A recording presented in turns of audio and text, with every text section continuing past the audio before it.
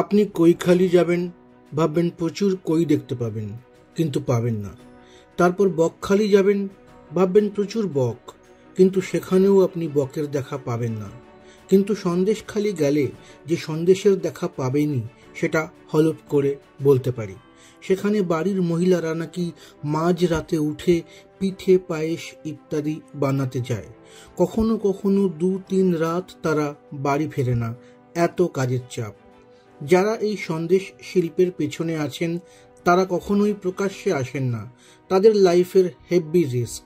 সন্দেশ শিল্পের গোপন ফর্মুলা যদি কেউ কেড়ে নেয় সেই ভেবে তারা আড়ালে থাকেন।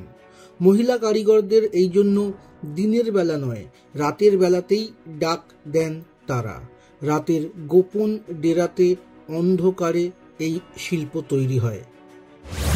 সন্দেশের আরও একটা অর্থ হয়, সেই গানটা মনে আছে তো, সন্দেশে আতে হে হামে তার পাতে হে। সেই সন্দেশ মানে হচ্ছে সংবাদ। এখানে ঘরে ঘরে আপনি সেই সন্দেশও পাবেন। সেই সন্দেশের ইদানিং ডিম্যান্ড বেড়েছে, সকলে সেই সন্দেশ নেওয়ার জন্যে সেখানে ভিড় করছে।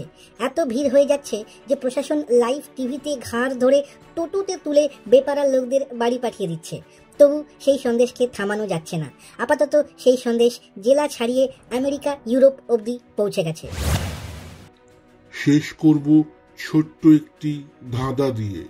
যারা পাকিস্তানে থাকে তাদের পাকিস্তানি বলে, যারা আফগানিস্তানে থাকে তাদের আফগানিস্তানি বলে, যারা হিন্দুস্তানে থাকে তাদের হিন্দুস্তানি বলে, যারা সন্দেশখালিতে থাকে তাদের কি বলে? কমেন্টে আপনার জবাব লিখে পাঠান। ধন্যবাদ।